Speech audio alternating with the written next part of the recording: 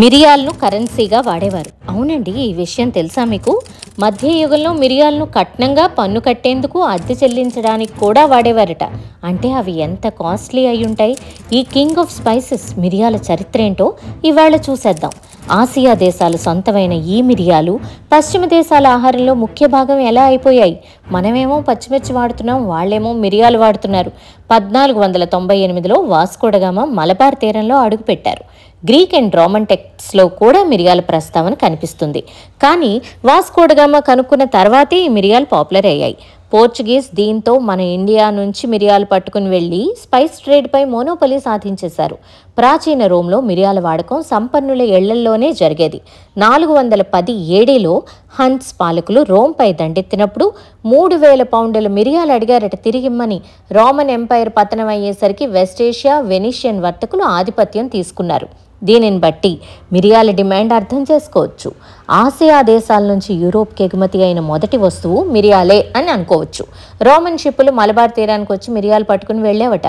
ఇండియాలో మిరియాల సాగు కొన్ని వేల సంవత్సరాల పురాతనమైనది.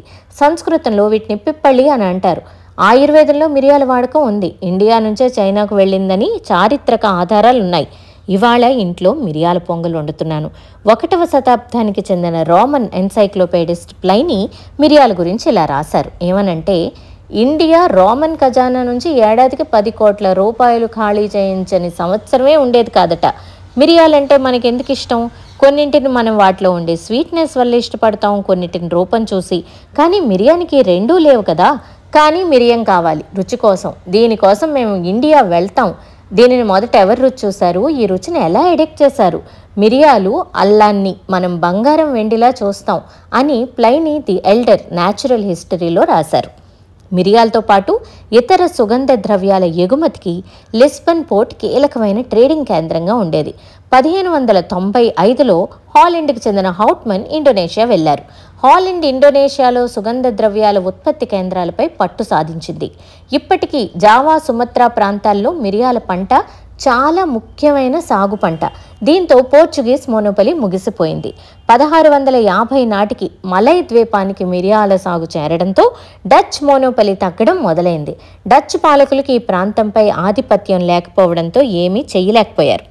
19వ శతాబ్దం వచ్చేసరికి లండన్ స్పైసెస్ వాణిజ్యానికి ముఖ్య కేంద్రంగా మారిపోయింది. డచ్ ప్రభావం తగ్గే సమయానికి అమెరికా సీన్లోకి వచ్చేసింది. 1797లో మ్యాసచ్యూసెట్స్కి చెందిన జొనాథన్ కార్నెస్ $1,00,000 విలువైన సుమత్రా మిరియాలతో న్యూయార్క్లో అడుగుపెట్టారు. ఇవాళ ప్రపంచవ్యాప్తంగా మిరియాల వాణిజ్యం జరుగుతోంది. పశ్చిమ యూరోప్, అమెరికా, జపాన్, కొరియా అత్యధికంగా కొనుగోలు చేసే వినియోగదారులు.